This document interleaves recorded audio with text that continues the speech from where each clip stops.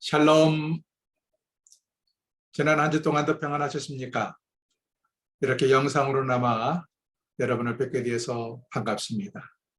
우리는 매주 1시간씩 믿음으로 산다는 것은 무엇을 말하는가에 대해서 믿음으로 산다는 것은 이라는 주제로 지금 함께 살펴보고 있습니다. 여러분 좀 답답하고 불편해도 꼭 성경을 제가 읽을 때 교재에 있는 성경 말씀을 함께 읽으면서 볼펜을 들고 답을 적어가시면서 또 따라하시라고 말씀하실 때는 적극적으로, 비록 우리가 얼굴을 대면하는 건 아니지만 이 영상으로나마 따라서 복창하시면서 따라오시면 고맙겠습니다.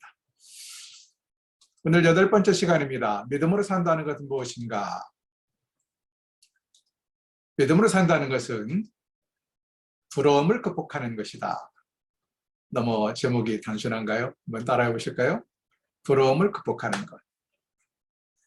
믿음으로 산다는 것은 내 안에 있는 남을 향한 부러움을 극복하는 것이다. 사실 사람에게는 누구에게나 다 부러움이 있지요. 내가 갖지 못한 것, 그것이 돈이 됐든 외모가 됐든 실력이 됐든 체력이 됐든 무엇이 됐든 남이 많이 가지고 있으면 부러운 것은 사실입니다. 그런데 믿음으로 산다는 것은 이 부러움을 극복하는 거예요. 하나님이 나를 나로 만드셨다. 앞에서 생김새대로 사는 것이다 라는 말씀을 드렸잖아요. 나의 생김새대로 받아들이고 하나님이 나를 나로 만드셨고 내게 이런 은사와 재능을 주셨다는 것을 받아들이고 사는 것이 믿음으로 사는 것입니다. 그것을 부러움을 극복하는 것이라 말씀을 드리는 것입니다. 제가 옛날에 그 이서부화를 참 재미있게 많이 읽었어요. 그 중에 하나 생각나는 것이 이런 게 있습니다. 어느 날 까마귀가 자기 모습을 보니까 자기는 시커멓고 깃털이 무슨 색깔이 있는 것이 하나도 없고 다른 새들을 볼 때마다 열등감을 느꼈어요. 다른 새들은 막 울긋불긋 화려하고 그래서 그것들이 너무나 늘 부러웠습니다. 그래서 이 까마귀가 어느 날 다른 새들이 떨어뜨린 그 깃털을 다른 새에서 떨어진 털을 하나씩 모아가지고 자기 몸에다 꼭 그래서 아주 화려하게 온갖 다른 새들의 좋은 깃털을 모아서 털을 모아서 자기 몸에 꼽았기 때문에 매우 화려하게 장식을 했습니다. 그리고는 새들이 모여있는 연회장에 딱 나갔더니 다른 새들이 부러워가지고 아니 저런 새가 있었나 처음 보는 새야. 너무 부러워하는 거예요. 자기들이 가지고 있는 좋은 털을 다 가지고 있거든요. 그래서 거기서 의시되던 이 까마귀가 한참 연회가 진행이 되는데 그만 비가 억수같이 쏟아지는 거예요. 비를 맞으니까 까마귀가 꼽았던 모든 깃털이 쏙쏙 빠져나가고 결국은 자신의 실체, 새카만 모습이 드러나게 됩니다. 그러자 한때 부러워했던 모든 주변의 사람들이 아니 저건 나의 털이잖아. 아니 저것이 저의 실체가 저렇게 까만 까마귀였단 말이야 하면서 마구마구 쪼아댔다 하는 이야기가 있습니다. 여러분 이서부화는 사실 아이들을 위한 우화가 아니고 어른들을 위한 우화입니다. 바로 우리에게 무엇을 교훈합니까? 남의 것을 탐내지 말고 남의 것을 부러워하지 말고 나의 모습대로 살아라 하는 이야기죠. 자, 성경 말씀 한번 볼까요?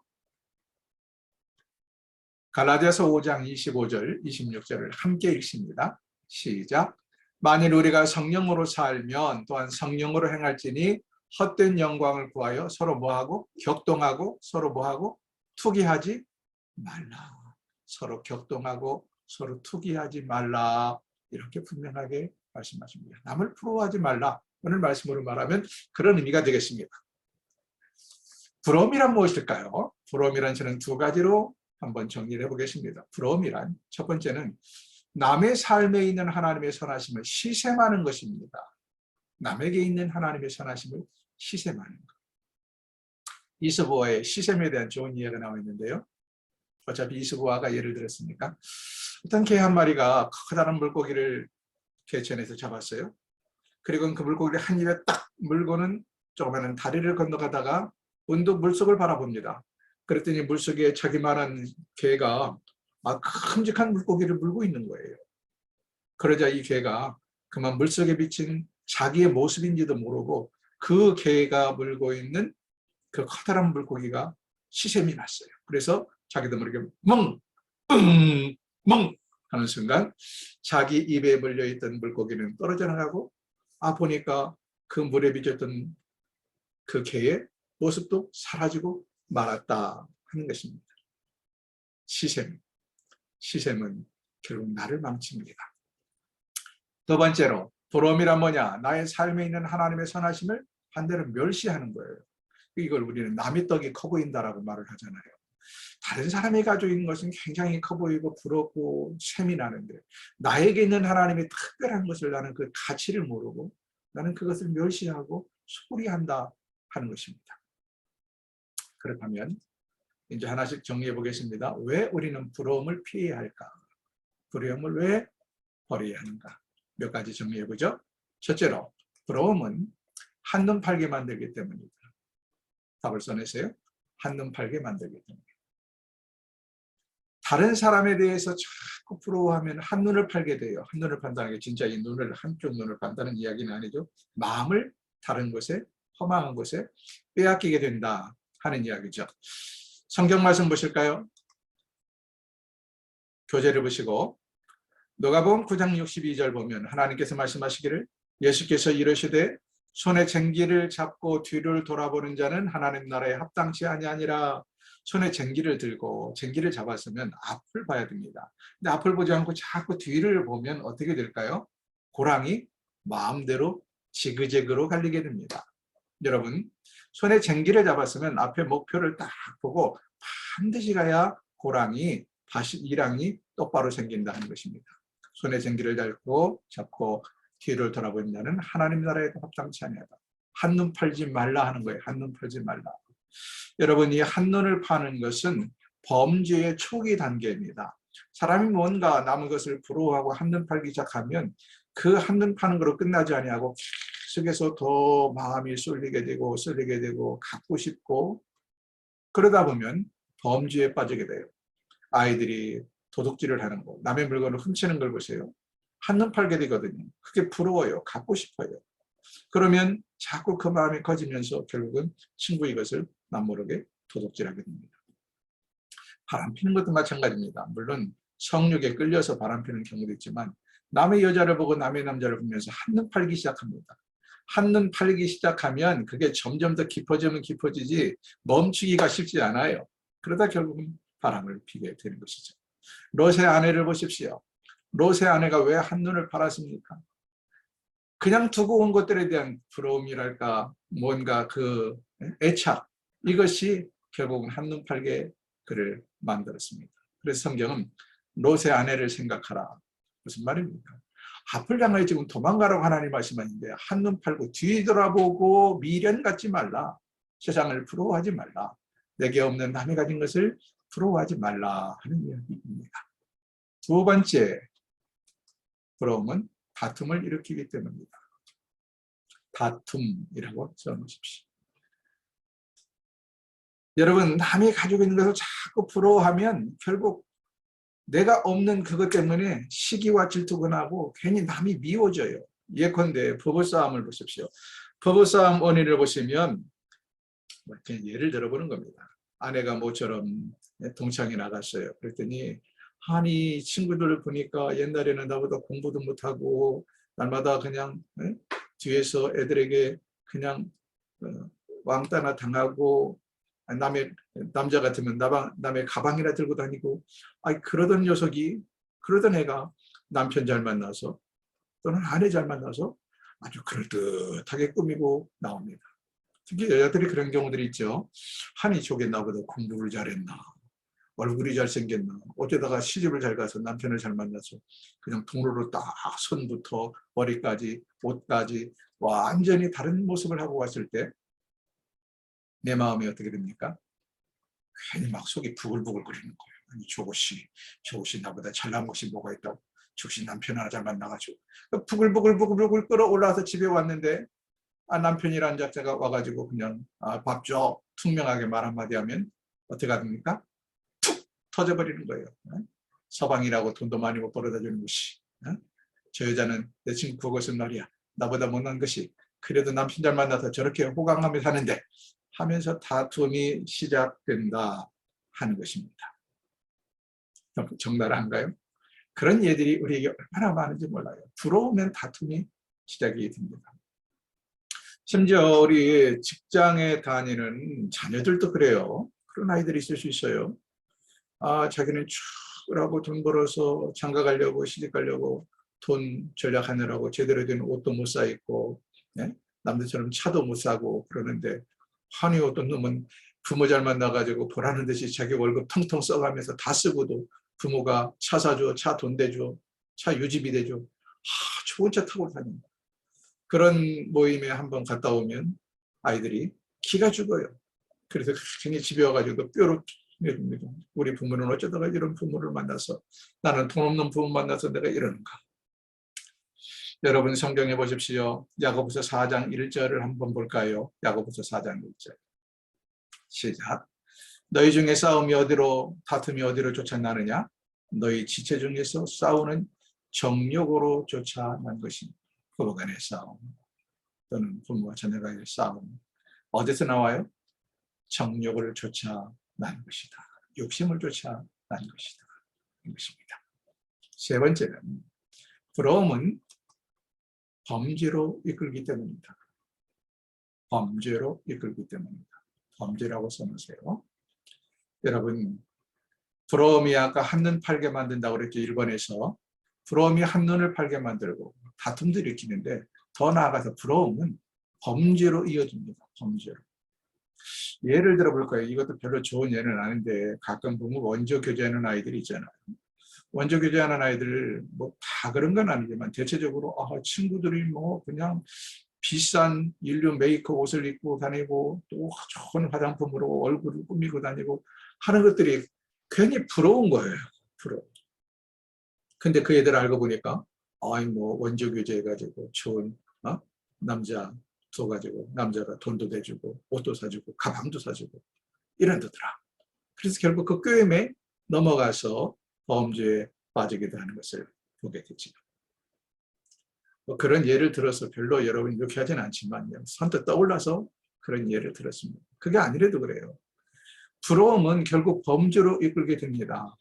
여러분, 어른들도 마찬가지입니다. 내가 없는 것, 남이 가지고 있는 걸 자꾸 부러워하다 보면 남을 미워하는 범죄를 짓든 아니면 실제로 그걸 갖기 위해서 나쁜 일을 벌이든 범죄로 이끌어 간다. 야고보서 3장 16절 보십시오. 시작. 시기와 다툼이 있는 곳에는 요란과 모든 악한 일이 있다. 악한 일이 바로 범죄죠. 뭐가 있는 곳에 요란과 범죄가 있어요? 시기와 다툼이 있는 곳에. 시기와 다툼. 여기서 시기는 부러움이라고 말할 수 있습니다. 남을 자꾸 부러워하고 다툼이 있는 곳에는 결국 범죄로 이어진다라는 말씀을 하고 있습니다. 네 번째로, 왜? 부러움은 비참하게 만들기 때문입니다. 부러움은 나를 비참하게 만들어요. 그러니까 생각이, 가치관이 바르지 못한 사람은, 앞에서 믿음으로 산다는 것은 가치관 이야기죠. 가치관이 분명해야 됩니다. 근데 이게 가치관이 분명하지 못한 사람은 한두 번은 이겨낼 수 있지만 계속해서 속이 상해. 돈이 없어서 속이 상해. 좋은 옷을 못 가져서 속이 상해. 좋은 백을 못 들어서 속이 상해. 그럼 자기 자신이 굉장히 못나 보여요. 나중에는. 자기가 비참하게 느껴지는 거예요. 자신이 못나 보이고 돈 못 벌어오는 남편이 못나 보이고. 특히 여러분, 의외로 부부간에도 그런 사람들이 많아요. 살아가면서 친구들 만나서 외모를 꾸미고 온 거, 화려한 가방 들고 화려한 옷을 입은 거, 그냥 한두 번은 마음을 털어버리려고 하다가도 계속해서 그런 것들이 떠오르거나 계속해서 그런 상황을 만나게 되면 괜히 자기가 비참해. 그리고 자기 남편이 못나 보이고 비참해. 나중에는 그런 모임 자체를 아예 안 가려고 그래. 열등감이 들어요. 여러분, 남을 부러워하는 것은 사람을 비참하게 만들기 때문입니다. 그런 이런 욕심 때문에 부부싸움, 뭐 아이들에게 괜히 밖에 나갔다 와서 뭐 죄 없는 아이들에게 소리를 고래고래 지르고. 잠언 14장 30절을 보십시오. 잠언 14장 30절 시작. 마음의 화평은 육신의 생명이나 시기는 뼈에 썩음입니다. 마음이 평화로워야, 평안해야 생명 기쁘고 즐거움이 있는데, 시기와 질투와 부러워하는 것은 뼈가 썩게 만든다. 뭐 기억하십시오. 자, 네 가지를 했습니다. 한번 복습해 볼까요? 왜 부러움을 피하는가? 첫째, 부러움은 답. 한눈 팔게 만들기 때문입니다. 둘째, 부러움은 답. 다툼을 일으키기 때문입니다. 셋째, 부러움은 범죄를 이끌기 때문입니다. 넷째, 부러움은 비참하게 만들기 때문입니다. 그렇다면 이제 남은 문제는 어떻게죠? 어떻게 부러움을 극복하는가? 어떻게 부러움을 극복하는가? 5가지를 말씀을 드리겠습니다. 5가지. 첫 번째, 부러움을 극복하는 방법. 자신을 남과 비교하는 버릇을 버리십시오. 자신을 남과 비교하는 버릇을 버려라. 고린도후서 10장 12절 하나님 말씀 다 함께. 우리가 어떤 자기를 칭찬하는 자로 더불어 감히 짝하며 비교할 수 없노라. 그러나 저희가 자기로서 자기를 헤아리고 자기로서 자기를 비교하니 지혜가 없도다. 자, 어떤 사람이 지혜롭지 못하다가 말해요? 자기로서 자기를 헤아리고 자기로서 자기를 비교하는 자, 남과 자꾸 비교하는 자는 지혜롭지 못하다. 여러분, 나와 다른 사람을 비교하지 마십시오. 삶의 형편이 됐든 가지고 있는 은사와 재능이 됐든 또는 외모가 됐든 또는 자기의 자녀들이 됐든 무엇이든 비교하지 마세요. 세상에 똑같은 건 하나도 없습니다. 그리고 사람의 눈으로 볼 때 그것이 나보다 좀 더 낮게 높게 보일 뿐이지 그것이 정답은 아니란 말이죠. 그러므로 한마디로 말하면 받은 대로 살자. 따라합시다. 받은 대로 살자. 받은 대로 사십시오. 돈도 외모도 가족도 자녀도 받은 대로 만족하며 사는 습관이 필요합니다. 갈라디아서 6장 4절은 뭐라고 말합니까? 각각 자기 일을 살펴라. 그리하면 자랑할 것이 자기에만 있고 남에게 있지 아니라 자기를 살피십시오. 이 말을 현대인의 성경으로 읽으면 각자 자기의 행위를 살피십시오. 그러면 남과 비교하지 않고도 자기 자신의 한 일을 자랑스럽게 여길 수 있게 됩니다. 자기 행위를 살펴요. 그러면 남과 비교하지 않고도 자기 일을 자랑스럽게 여길 수가 있게 됩니다. 비교의식이 사람을 망칩니다. 두 번째, 자신의 독특성을 인정하라. 자신의 독특성. 나는 나 한 사람입니다. 세상에 나와 똑같은 사람은 단 하나도 없어요. 일란성 쌍둥이도 비슷할 뿐이지 다르단 말이에요. 하나님이 나를 독특하게 만들었는데 그걸 왜 인정하지 않냐고. 남과 똑같은 세상에 하나밖에 없는 유일무이한 상품이 꼭 왜 찐빵 찍어내듯이 기계로 찍어내는 그런 기성 상품이 되기를 원하느냐 하는 말이죠.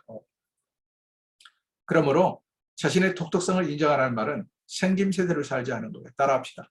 생김새대로 살자. 생김새대로 사십시다. 남이 어떻게 생겼든, 남이 뭘 가졌든, 남이 어떤 능력을 있든 나 자신의 독특성을 인정하고 생김새대로 살자. 시편 130편 13절을 보세요. 성경이 뭐라고 말합니까? 주께서 나의 장부를 지으시고 나의 모태에서 나를 조직하셨나이다. 내가 은밀한 데서 지음을 받고 땅의 깊은 곳에서 기이하게 지음을 받은 때에 나의 형체가 주의 앞에 숨기지 못한다이다. 여러분, 내가 어떻게 만들어졌습니까? 하나님께서 나의 장부를 지시고 나의 조직하셨어요. 어머니 뱃속에서부터.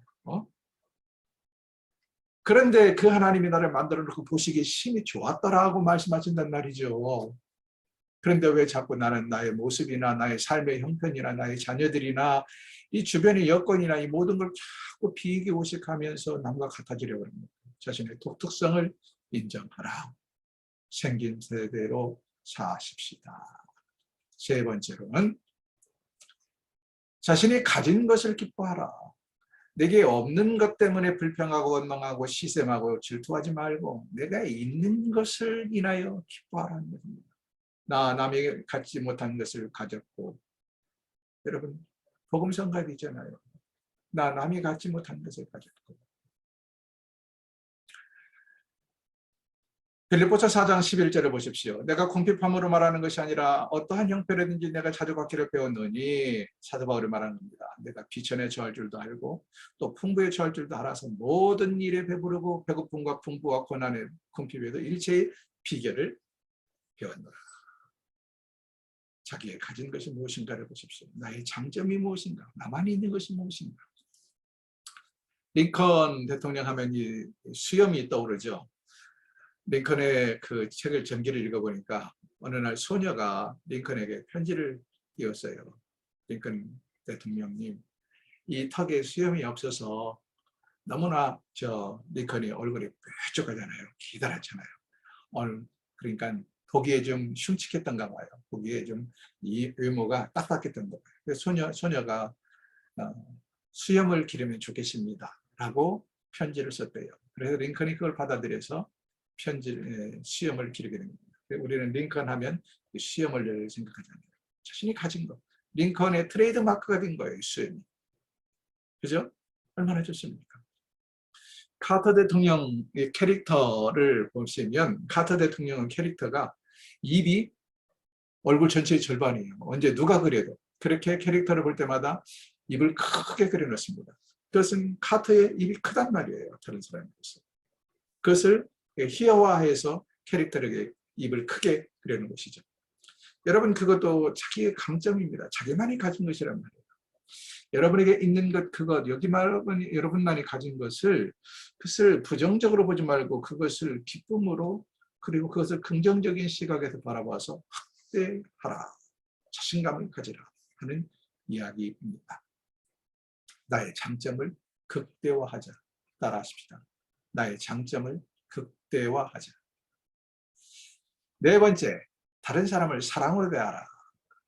기록하세요. 다른 사람을 사랑으로 대하라. 시기하고 질투하고 부러워하지 말라는 거예요. 자, 로마서 12장 15절 보면 사랑은 시기하지 않음. 로마서 12장 15절. 즐거워하는 자들로 함께 즐거워하고 우는 자들로 함께 울라. 네?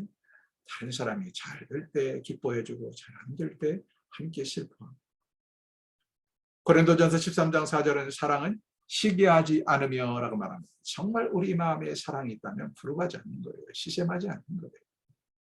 시기의 씨앗이 무엇이냐? 시기의 씨앗이 바로 부러움입니다. 부러워하다 보면 괜히 다른 사람을 시기하고 질투하게 되고 그것이 범죄를 낳게 된다. 그러므로 다른 사람이 나보다 뭘 더 가졌든지 여러분 시기하고 질투하지 마시고 사랑으로 대하십시오. 사랑으로 대하라. 마지막 다섯 번째, 하나님을 기쁘시게 하려는 데 초점을 맞춰라. 하나님을 기쁘시게 하려는 초점을 분명히 하라. 다시 말하면 하나님을 기쁘시게 하려는 데 초점을 맞춰라. 우리 인생의 제일 큰 목적이 뭐예요? 하나님을 영화롭게 하는 것입니다. 하나님을 영화롭게 하는 것. 우리가 살아가는 목적이 뭐냐? 하나님을 영화롭게. 그 말을 쉽게 말하면 하나님을 기쁘시게 하기 위해서 사는 거예요. 하나님이 저와 여러분을 왜 만들었어요? 이 온 천지를 왜 만들었어요? 하나님 자신의 영광을 위해서. 더 쉽게 말하면 하나님 자신이 기뻐하기 위해서 만들었다는 거예요. 그러므로 우리의 삶이 초점이 뭐냐? 내가 다른 사람에게 얼마나 인정받고 내가 다른 사람보다 얼마나 우월감에 사로잡히고 내가 다른 사람보다 얼마나 더 많은 것을 누리냐가 아니라 내가 어떻게 하면 하나님을 기쁘시게 하느냐? 이것이 우리의 인생의 초점이 되어야 됩니다. 시편 37편 행악자를 인하여 불평하지 말며 불의를 행하는 자를 투기하지 말지어다. 저희는 푸른 풀과 같이 속히 폐임을 불 것이며 푸른 채소같이 쇠잔할 것이미로다. 여호와를 의리하여 선을 행하라. 땅에 거하여 그의 성실로 식물을 삼을지어다. 또 여호와를 어떻게 하라? 기뻐하라. 그리하면 저가 너의 마음의 소원을 이루어 주시리라. 여호와를 기뻐하라. 사랑하는 여러분, 우리 인생의 목적은 하나님을 기쁘시게 합니다. 하나님이 나를 위대한 걸작으로 세계에 단 하나밖에 없는 존재로 만드셨고 하나님이 나를 볼 때마다 기쁨을 이기지 못하여 하십니다. 하나님, 어떻게 하면 하나님을 기쁘시게 할 것인가에 초점을 맞추십시다. 자, 어떻게 부러움을 극복할 것인가? 오늘은 어떻게 하나님을 부러움을 극복할 것인가 5가지를 보았습니다. 첫 번째는 남과 비교하는 버릇을 버리라. 다른 말로 말하면 받은 대로 살자. 따라합시다. 받은 대로 살자. 두 번째로는 자신의 독특성을 인정하라. 나만의 독특성. 한 사람밖에 없는 나의 독특성. 다른 말로 말하면 생김새대로 살자. 따라하세요. 생김새대로 살자. 세 번째로는 자신이 가진 것을 기뻐하라. 있는 것 때문에 불평하고 부러워하지 말고 내게 있는 것, 그것을 기뻐하라. 그건 뭐예요? 나의 장점을 극대화하자. 따라합시다. 나의 장점을 극대화하자. 네 번째로는 다른 사람을 사랑으로 대하라. 다른 사람을 사랑으로 대하라. 이 말은 달리 말하면 당신도 제법이군요. 따라합시다. 시기하고 질투하지 마시고 당신도 제법이군요. 나만 제법인 줄 알았더니 당신도 제법이군요. 다른 사람을 인정해줘라. 마지막 다섯 번째, 하나님을 기쁘시게 하는 데 초점을 맞춰라. 하나님을 기쁘시게 하는 데. 다른 말로 말하면 하나님께 인정받자. 따라하실까요? 하나님께 인정받자. 자, 오늘도 이제 매듭을 지려고 합니다. 참 이 부러움을 극복한다는 것이 결코 쉬운 얘기는 아닙니다. 인간의 마음속에 있는 이 죄성은 작은 남과 비교하게 만들고 상대적으로 내 눈으로 볼 때 또는 이 시대의 흐름이나 조류로 볼 때 사람들이 선호하고 사람들이 가지고 싶어하는 것을 내가 갖지 못하고 남이 가졌으면 부러워하게 만듭니다. 그리고 나는 심한 열등감을 갖게 만들고 이것이 부부싸움을 일으키고 가정의 불화를 일으키고 이것들이 결국 범죄에 이르게 만듭니다. 우리가 행복하게 살 수 있는 비결, 믿음으로 산다는 것은 무엇이냐? 부러움을 극복하는 것입니다. 부러움을 극복하면서 평생 선하게 살아가실 수 있기를 주의 이름으로 축원합니다. 오늘은 여기까지 하겠습니다. 수고하셨습니다.